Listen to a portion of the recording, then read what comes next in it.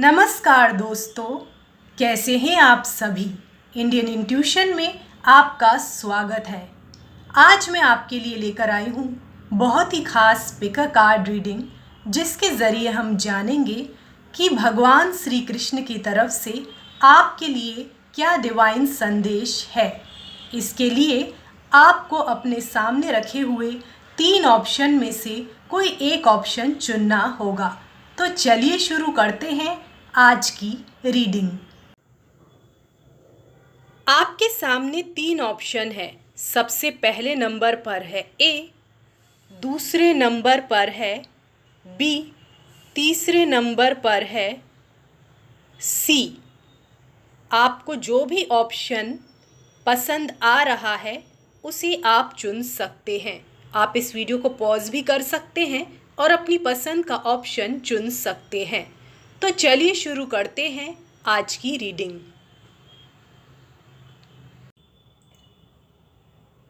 अब हम देखेंगे जिन्होंने भी चुना है ऑप्शन नंबर 1 यानी ए को, उनके लिए क्या रीडिंग निकल कर आई है।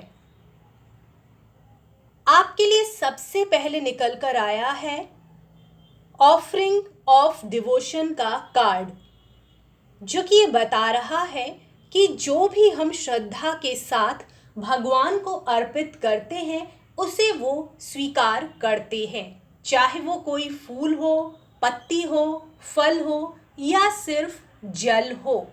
ऐसा नहीं है कि भगवान को खुश करने के लिए सोने या चांदी को चढ़ाना आवश्यक है। जो भी आप अपनी श्रद्धा से चढ़ाते हैं उसे वो स्वीकार कर लेते हैं। बस आप में समर्पण का भाव होना चाहिए और आपकी श्रद्धा सच्ची होनी चाहिए। उन्हें खुश करने के लिए बहुत ज़्यादा कुछ करने की आवश्यकता नहीं है। इस तस्वीर में हम देख रहे हैं भगवान शिव हैं और कोने में देखिए यहाँ पे दिखाई दे रहा है भागीरथ है। साथ ही में ऊपर गंगा दिखाई दे रही हैं। भागीरथ को अपने पूर्वजों को श्राप से मुक्त कराना था। इसके लिए उन्होंने तपस्या की और गंगा मैया से प्रार्थना की कि वो धरती पर आए, जिससे उनके पूर्वजों को मुक्ति मिल सकेगी। तब उन्होंने कहा कि वो धरती पर तो आ जाएंगी, लेकिन उनकी लहरों का वेग इतना तेज होगा जिसे पृथ्वी सहन नहीं कर पाएगी। इसके बाद भागीरथ भगवान शिव के पास गए और उन्होंने कहा कि वो इस समस्या का समाधान बताएं। तब भगवान शिव ने गंगा की लहरों को अपनी जटा में समेट लिया जब वो धरती पर आ रही थी, और उतना ही जल धरती को मिला, उतनी ही धाराएं धरती को मिली जितनी वो सहन कर सकती थी और धरती के लिए आवश्यक थी। इसके बाद गंगा मैया धरती पर बहने लगी। इस कहानी से हमें सीख मिलती है कि अगर डिवोशन हो, समर्पण हो और हमारी जो श्रद्धा सच्ची हो तो कोई भी कार्य असंभव नहीं है। यही चीज़ कलयुग पर भी लागू होती है।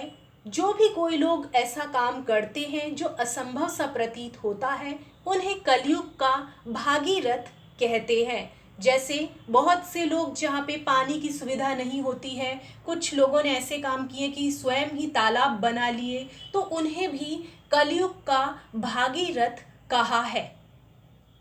तो कोई भी आप काम करते हैं, सिर्फ भक्ति ही क्यों, कोई भी आपके करियर से जुड़ा, लक्ष्य से जुड़ा काम होता है, वो आप पूरे डिवोशन के साथ करते हैं, पूरे समर्पण के साथ करते हैं, तो उसमें आपको सफलता मिलना तय है। अगर आपका उसमें मन नहीं होगा तो आपको उसमें सफलता नहीं मिलेगी। सफलता का पैमाना भी आपको ही बनाना है, जिससे आपको संतुष्टि मिले, संतोष मिले। दूसरों को दिखाने के लिए या दूसरों को खुश करने के लिए कुछ ना करें। सफलता की जो परिभाषा है वो आपको ही गढ़नी है, लेकिन उसके लिए काम पूरे डिवोशन के साथ करना होगा। अब देखते हैं कि आपके लिए दूसरा कौन सा कार्ड निकल कर आया है। आपके लिए एरीज निकल कर आया है। तो यहाँ पे दिखाई दे रहा है कि आप में काफ़ी ऊर्जा है। यहाँ पे हम देख रहे हैं जैसे कि ये एक योद्धा है, घोड़े पर बैठा हुआ है, एक मिशन के लिए निकल पड़ा है। ऐसी ही ऊर्जा आपके अंदर है। आपके अंदर काफ़ी शक्ति है जिसे आपने पहचाना नहीं है। जो भी वंचित लोग हैं, जिन भी लोगों को न्याय की ज़रूरत है, उनके लिए आप काम कर सकते हैं। आप कमज़ोर लोगों की आवाज़ बन सकते हैं, उन्हें शक्ति दे सकते हैं। जैसे कोई भी काम है, जैसे जस्टिस से जुड़ा हुआ काम है, लॉ से जुड़ा हुआ काम है, जैसे ये आरटीआई एक्टिविस्ट होते हैं, उस तरह का काम मैं ये एक उदाहरण दे रही हूँ। ये इस तरह के जो काम है वो आप कर सकते हैं। या फिर कोई सोशल वर्क है जहाँ पे सोशल जस्टिस की ज़रूरत है, ये सब चीज़ें भी करने की क्षमता आपके अंदर है। यहाँ पे मुझे जोश तो काफ़ी दिखाई दे रहा है, काफ़ी ऊर्जा भी दिखाई दे रही है जो आपको जीवन में आगे ले जाएगी, आपके लक्ष्य तक, आपकी मंजिल तक आपको पहुंचाएगी। लेकिन साथ ही में आपको इम्पल्सिव एक्शन पर काबू रखना है, जोश में होश नहीं खोना है। ये बात आपको याद रखनी है। आपकी जो सीमाएं हैं उसे आपको पहचानना है। अब हम देखते हैं कि आपके लिए और क्या कार्ड निकल कर आया है। आपके लिए काली का कार्ड निकल कर आया है।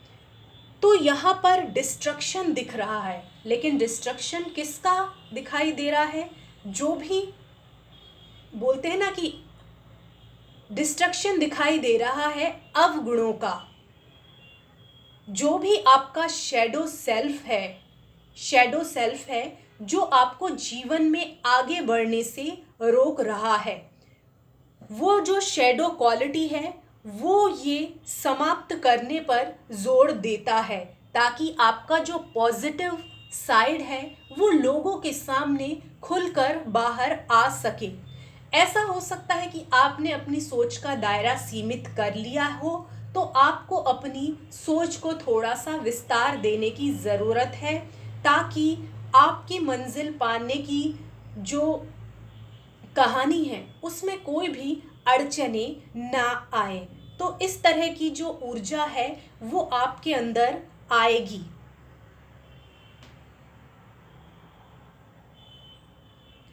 आप इसके लिए योगा का सहारा ले सकते हैं। दूसरी फिजिकल एक्टिविटीज़ होती हैं, स्पोर्ट्स होते हैं, इनका भी आप सहारा ले सकते हैं। ध्यान, प्राणायाम, इन्हें भी आप अपना सकते हैं।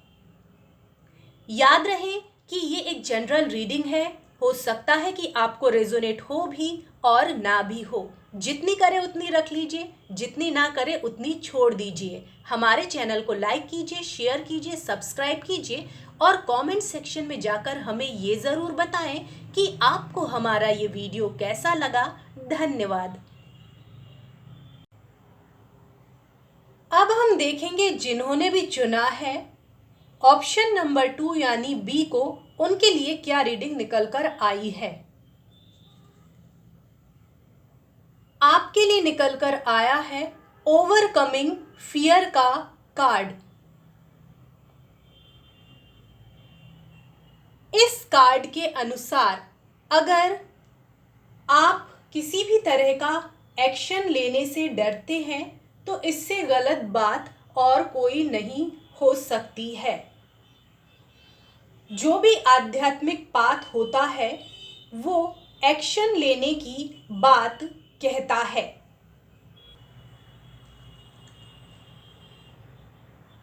जब तक आप एक्शन नहीं लेंगे या कर्म नहीं करेंगे तब तक आपके मन में एक भय रहेगा। आपको एक्शन लेने से बिल्कुल नहीं कतराना चाहिए। कर्म किसी भी तरह का हो सकता है, चाहे वो मानसिक कर्म हो, जैसे आज के ज़माने में लोग कंप्यूटर वर्क करते हैं, अकाउंटिंग करते हैं, कोई भी वर्क होता है, या फिर शारीरिक कर्म भी हो सकता है, जैसे हाथों से कोई चीज़ बनाते हैं, कोई क्राफ्ट बनाते हैं, आर्ट बनाते हैं। तो जो भी कर्म आपके लिए सूटेबल है, आपके लिए सही है, वो आपको ज़रूर करना चाहिए। ऐसे करते करते धीरे धीरे जो भी अज्ञात चीज़ें हैं, जो चीज़ें आपको नई लगती हैं, उनको करने का डर आपके मन से निकल जाएगा। तो एक्शन लेना बहुत ज़्यादा ज़रूरी है। जिंदगी तो पशु पक्षी भी जीते हैं और इंसान भी जीते हैं, लेकिन फर्क ये है कि ईश्वर ने मनुष्य को विवेक दिया है, बुद्धि दी है, जो जानवरों की तुलना में काफ़ी अधिक है। तो हमारा उत्तरदायित्व बनता है कि हमारा जो भी जीवन काल है उसमें हम कुछ ऐसा कर्म करें जो कि समाज के लिए अच्छा हो, हमारे स्वयं के विकास के लिए अच्छा हो। तो इसके लिए आध्यात्मिकता से बढ़िया रास्ता कोई और नहीं हो सकता है। तो आपको आध्यात्म का रास्ता अपनाना चाहिए। अब हम देखते हैं कि आपके लिए दूसरा कार्ड और कौन सा निकल कर आया है। आपके लिए एक्वेरियस का कार्ड निकल कर आया है। आपका व्यक्तित्व ऐसा है जिसे स्वतंत्रता पसंद है, स्वतंत्र निर्णय लेना पसंद है, और आप थोड़े बागी प्रवृत्ति के भी हैं। साथ ही में आपका टेक्नोलॉजी, नवीन तकनीक की तरफ रुझान है। जैसे साइंस है, टेक्नोलॉजी है, ये विषय आपको बहुत अच्छे लगते हैं। अगर आप इन चीज़ों से सीधे सीधे भी नहीं जुड़े हुए हैं, तो आप कोई भी काम करते हैं तो उसे टेक्नोलॉजी से जोड़कर देखते हैं कि उसे कैसे बेहतर बनाया जा सकता है। जैसे आप ज्योतिष का कोई कार्य करते हैं तो उसे आपको नवीन तकनीक से जोड़ना होगा, जिससे आप उसे बेहतर बना सकेंगे। हमेशा डायरेक्टली साइंस से जुड़ा होना ज़रूरी नहीं है। अब जैसे कोई साइंस फिक्शन लिखता है तो वो ह्यूमैनिटी से भी जुड़ा हुआ हो सकता है, लेकिन उसका संबंध अब साइंस फिक्शन से हो गया है, तो वो अब साइंस से जुड़ गया है। आप दूरदर्शी हैं। आप जो भी प्राचीन पद्धतियां हैं, पास्ट में जो भी चीज़ें की जाती थी उसे प्रेजेंट से कंपेयर करते हैं, साथ ही उसे फ्यूचर में कैसे बेहतर बनाया जाए, ये सब आप सोचते हैं और करना चाहते हैं। आप तकनीक और विज्ञान का प्रयोग समाज की भलाई के लिए भी करना चाहते हैं, ब्रदरहुड के लिए, पीस के लिए और प्रॉस्पेरिटी के लिए भी आप इन चीज़ों का इस्तेमाल करना चाहते हैं। आपके अंदर ऐसी शक्ति है कि आप दूसरों की लाइफ को ट्रांसफॉर्म कर सकते हैं, उनके अंदर एक बेहतरीन बदलाव लेकर आ सकते हैं। ऐसी आपकी क्षमता है, लेकिन साथ ही आपको ये नहीं भूलना है कि आपको अपनी लाइफ भी ट्रांसफॉर्म करनी है। तो कोई आपको अगर अच्छी सलाह देता है, अच्छी सूचना देता है, तो उसे आप अनसुना ना करें। अगर वो आपकी भलाई के लिए है तो आपके ट्रांसफॉर्मेशन में ये चीज़ मदद करेगी। हो सकता है कि आपका रुझान नई ज्योतिष पद्धतियों पर हो, नई चीज़ों की तरफ हो, जैसे टैरो रीडिंग, रेकी, और भी नई नई चीज़ें हैं, मेडिटेशन, इन सब चीज़ों की तरफ आपका रुझान हो सकता है। या तो आप स्वयं ये सीख रहे हैं जिन्होंने ये पाइल देखा है, या फिर आप इनसे जुड़े हुए वीडियो देखते हैं।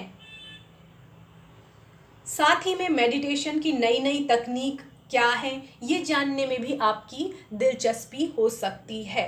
तो आपको इन चीज़ों से डरना नहीं चाहिए, कुछ हटके अलग करने से। ज़रूरी नहीं कि वो ज्योतिष और टैरो से जुड़ा हुआ हो, कोई भी चीज़ हो सकती है, किसी भी फील्ड में हो सकता है कि आप प्रयोग करते हो, जैसे फैशन में हो तो उसमें नए प्रयोग करते हो। ये चीज़ दिखाई दे रही है। अब देखते हैं कि आपके लिए और क्या नया कार्ड निकल कर आया है। आपके लिए कर्मा का कार्ड निकल कर आया है। अगर आपकी लाइफ में या आपके जीवन में कुछ भी अच्छा हो रहा है तो वो आपके पॉजिटिव कर्मा की वजह से हो रहा है। अभी तक जो आपने अच्छे कर्म किए हैं उसका नतीजा आपको मिल रहा है। भले ही अगर हो सकता है कि वो उतना बड़ा नतीजा ना हो जितना आप सोच रहे हो, तो आपको पेशेंस खोने की ज़रूरत नहीं है, धैर्य रखने की ज़रूरत है। उस रास्ते पर आपको कदम बढ़ाने की ज़रूरत है, उस रास्ते पर आपको आगे बढ़ते रहने की ज़रूरत है। अगर आपको ऐसा लग रहा है कि कुछ कर्म आपके हित में नहीं हो रहे हैं तो आपको टेक्नोलॉजी से थोड़ा दूर हो जाना चाहिए। जैसे थोड़ा कुछ दिन के लिए सोशल मीडिया से दूरी बना लें, या बहुत ज़्यादा अगर आप टीवी देख रहे हो, बहुत ज़्यादा कुछ ऐसी चीज़ें हैं जो जैसे ज़रूरत से ज़्यादा कुछ शोज़ देख रहे हैं तो उसको थोड़ा सा कम करने की ज़रूरत है। मेडिटेशन करने की ज़रूरत है, थोड़ा सा साइलेंस में बैठने की ज़रूरत है, और ये सोचने की ज़रूरत है कि आपके जो एक्शन है वो सही दिशा में जा रहे हैं कि नहीं। अगर आपके गलत दिशा में आपके एक्शन हो रहे हैं, जिस दिशा में आपको जाना ही नहीं है, तो आपके रिजल्ट भी आपके मन मुताबिक नहीं आएंगे। तो जैसा कर्मा आप करेंगे आपको वैसा रिजल्ट मिलेगा। याद रहे कि ये एक जनरल रीडिंग है, हो सकता है कि आपको रेजोनेट करे भी और ना भी करे। जितनी करे उतनी रख लीजिए, जितनी ना करे उतनी छोड़ दीजिए। हमारे चैनल को लाइक कीजिए, शेयर कीजिए, सब्सक्राइब कीजिए, और कमेंट सेक्शन में जाके हमें ये ज़रूर बताएं कि आपको हमारा वीडियो कैसा लगा। धन्यवाद। अब हम देखेंगे जिन्होंने भी चुना है ऑप्शन नंबर 3 यानी सी को, उनके लिए क्या रीडिंग निकल कर आई है। आपके लिए निकल कर आया है गुड क्वालिटीज का कार्ड। यहाँ पे हम देख रहे हैं कि राज तिलक जैसा समारोह है, यहाँ पर एक पृष्ठ खड़े हैं।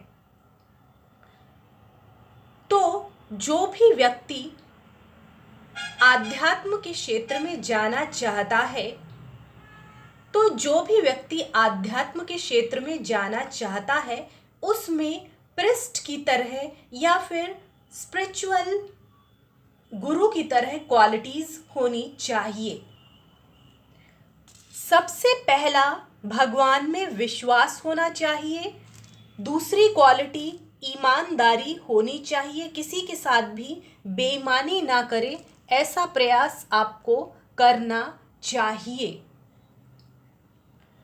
साथ ही में आपको सच बोलना चाहिए, किसी भी हालत में झूठ का सहारा नहीं लेना चाहिए। आपके अंदर क्षमा करने का गुण होना चाहिए। साथ ही में जो विजडम होती है, जो एक हाई लेवल का नॉलेज होता है, एक उच्च किस्म का ज्ञान होता है, उसे ग्रहण करने की क्षमता होनी चाहिए। अब जैसे मैं अपने आप को टैरो रीडर मानती हूँ, मैं कोई मॉन्क या फिर स्पिरिचुअल टीचर या लीडर नहीं हूँ। अगर आपकी इन चीज़ों में दिलचस्पी है तो आपको ऐसा कोई गुरु है उनसे संपर्क करना चाहिए जो इस विषय में ज्ञान देते हों। अगर आप स्पिरिचुअलिटी में या फिर स्पिरिचुअल टीचर बनना चाहते हैं, इन सब चीज़ों में दिलचस्पी लेते हैं, तो आपको जो है उसी तरह के गुरु से संपर्क करना चाहिए। साथ ही में जिस भी चीज़ में आपकी रुचि है उसमें विशेषज्ञता हासिल करने की कोशिश करनी चाहिए। कोई भी रिलीजन हो तो जो भी होली बुक्स हैं उनके जो मीनिंग है, जिस भी व्यक्ति को इस बारे में विशेष ज्ञान होता है उससे आपको संपर्क करना चाहिए, और इस क्षेत्र में आगे जो है वो आपको ज्ञान लेते रहना चाहिए। इसके लिए आप पुस्तकों का भी सहारा ले सकते हैं। साथ ही साथ अगर आप किसी गुरु से सीखें तो और अच्छा होगा। सात्विक गुण का अर्थ सिर्फ ये नहीं कि जब व्रत और उपवास हो तो सिर्फ हम लहसुन और प्याज का परित्याग करें, वो तो सात्विक भोजन में आएगा ही। इस तरह का जो भोजन है वो बहुत से लोग जब स्पिरिचुअलिटी में जाते हैं या फिर कुछ जैसे व्रत हैं, उपवास हैं, तो उस वक्त इस तरह के खाने को जो है वो लोग अवॉइड करते हैं, खाना पसंद नहीं करते हैं, जिसमें इस तरह की जो मतलब तामसिक खाना पसंद नहीं करते हैं। लेकिन सिर्फ यहीं तक वो सीमित नहीं रहता है, आपको कुछ सात्विक गुण भी अपनाने पड़ेंगे। आपको अटैचमेंट नहीं रखना है, आपको बिल्कुल डिटैच होकर और किसी भी चीज़ में मोह माया में नहीं उलझना है और अपना काम करना है, अगर आप इस क्षेत्र में आगे जाना चाहते हैं तो। दूसरा कार्ड है द मून का। ये बता रहा है कि जो भी आपके जीवन से जुड़ी हुई चीज़ें हैं उनका संबंध आपके अनकॉन्शियस माइंड से है, सेंसिटिविटी से जुड़ा हुआ है, जो भी इनर इमोशन है उनसे जुड़ा हुआ है, जो आपके अंदर भावनाएं हैं उनसे जुड़ा हुआ है। आप भावनाओं के ऊपर बहुत ही सुंदर पंक्तियां लिख सकते हैं, भावनाओं को बहुत खूबसूरत तरीके से व्यक्त कर सकते हैं, मन से जुड़े रिसर्च कर सकते हैं, लेख लिख सकते हैं, साथ ही में जो रिस्पॉन्स होते हैं उन पर भी आप स्टडी कर सकते हैं। आपको जो है वो जो भी आपके रिस्पॉन्सेस है, जैसे आप किस परिवेश से आए हैं, किस स्थिति से गुजरे हैं, ये सब चीज़ हर व्यक्ति को समझाना ज़रूरी नहीं है। जो आपके दिल के करीब हो उन्हें ही बता दे तो काफ़ी है। अगर आप किसी अनजान व्यक्ति को बताते हैं तो वो आपकी बात समझ रहा है तो ठीक है, एक बार बता दिया, दो बार बता दिया, लेकिन आपको बहुत ज़्यादा एक्सप्लेन करने की ज़रूरत नहीं है, क्योंकि जो नहीं समझना चाहता वो नहीं समझ पाएगा और जिसको समझना होगा वो बिना कहे ही समझ जाएगा। लेकिन इसका मतलब ये नहीं कि आपको एक्सप्रेस नहीं करना है, लेकिन एक सीमा के बाद जैसे कोई व्यक्ति नहीं आपकी बात समझ पा रहा है तो उस चीज़ को वहीं पे छोड़ दे। हमेशा जो है वो अपना पॉइंट प्रूव करना ज़रूरी नहीं होता है। और यहाँ पे दिखाई दे रहा है सबकॉन्शियस माइंड से जुड़ी हुई और भी चीज़ें दिखाई दे रही हैं। कोई भी समस्या है तो उसका समाधान वहीं पे छिपा हुआ है, आपको अपने सबकॉन्शियस माइंड की सुननी है। साथ ही में हो सकता है कि कुछ आपको विजडम चाहिए हो, कोई अच्छी सलाह चाहिए हो, क्योंकि ये मून का कार्ड है, ये मन का कारक तो होता ही है, साथ ही में इसका संबंध माता से भी होता है। आपकी जन्म पत्रिका में जहाँ भी आपका चंद्रमा होगा उसी से पता चलेगा कि आपके संबंध अपनी माता से कितने ज़्यादा मजबूत हैं। ये सब चंद्र की स्थिति ही बताती है। तो जैसे भी आपके संबंध रहे हों, अगर आपको किसी विषय पे जानकारी चाहिए या कोई सलाह चाहिए तो आपकी माँ है वो पथ प्रदर्शक बन सकती है। ये ज़रूरी नहीं है कि वो जो बात कहती है हर बात जो है वो सही हो, लेकिन वो आपको कुछ मसलों पर कुछ सटीक उपाय बता सकती हैं, कुछ सही सलाह भी दे सकती हैं जिन्हें आप मान सकते हैं। और जो आपको ऐसा लग रहा है कि वो ज़माने के साथ नहीं है कुछ सलाह, तो उनको आप छोड़ सकते हैं। तो ऐसा नहीं कि सारी की सारी माने, 60% मान ले और आपने 40% छोड़ दी तो भी काफ़ी हैं। तो कुछ चीज़ें हैं उसका सलूशन आपकी मदर जो है वो दे सकती है। चंद्रमा एकदम शीतलता प्रदान करता है। यहाँ पे देखिए इस तस्वीर में भी यहाँ पर एक झील दिखाई दे रही है, पानी दिखाई दे रहा है। तो इसी तरह से जो है एक शांत वाला वातावरण जो है वो आपके लिए अच्छा रहेगा। तो आपको थोड़ा सा सोशल मीडिया से डिस्कनेक्ट हो जाना है, या कोई भी चीज़ है जो भी कम्युनिकेशन का मीडियम है उससे थोड़ा सा दूरी बना लेनी है, शांत होकर सोचना है, मेडिटेशन करना है, तो आपको अपने सवालों के जवाब मिलने लगेंगे। यहाँ पे देखिए, यहाँ पे आपके लिए क्राउन चक्रा का भी कार्ड निकल कर आया है जो डिवाइन से कनेक्टेड है। यहाँ पे ओम की आकृति भी बनी हुई है। आप ओम का जाप कर सकते हैं, ओम की जो ध्वनि है वो सुन सकते हैं। जब भी आपका क्राउन चक्र एक्टिव होता है तो आपको डिवाइन से संदेश मिलने लगते हैं, ईश्वर से संदेश मिलने लगते हैं। इसके लिए आपको कुछ देर जो है वो थोड़ा सा शांत बैठना होगा। लेकिन क्राउन चक्र जो है वो बैलेंस में होना चाहिए। अगर ये अंडर एक्टिव है तो आप जो डिवाइन संदेश को समझ नहीं पाएंगे, थोड़ा थोड़ा सा जो है आपके जीवन में उलझने बढ़ेंगी और आपका जो शांत मन होना चाहिए वो नहीं होगा। लेकिन अगर ये बैलेंस में होगा तो आप एकदम सुकून वाली एनर्जी में आ जाएंगे, एकदम शांत वाली एनर्जी में आ जाएंगे, एकदम बैलेंस्ड वाली जो है वो आपकी फीलिंग होंगी और आप डिवाइन के जो मैसेजेस हैं वो रिसीव कर पाएंगे। लेकिन अगर ये ओवर एक्टिव हो जाता है तो कभी कभी क्या होता है, ओवर एक्टिव हो जाता है, डिवाइन से कुछ ज़्यादा ही इंसान जुड़ने लगता है, तो होता ये है कि वो सांसारिक सुखों से दूर जाने लगता है। सांसारिक सुखों से मोह तो होना ही नहीं चाहिए, लेकिन अगर ओवर एक्टिव क्राउन चक्र हो तो उस व्यक्ति में विरक्ति का भाव आने लगता है, वो संसार से ज़रूरत से ज़्यादा कटने लगता है आध्यात्म से जुड़ने के लिए। तो इसे एक बैलेंस्ड रूप में होना चाहिए। तो आपको अपने क्राउन चक्र पर काम करना है। याद रहे कि ये एक जनरल रीडिंग है, हो सकता है कि आपको रेजोनेट करे भी और ना भी करे। जितनी करे उतनी रख लीजिए, जितनी ना करे उतनी छोड़ दीजिए।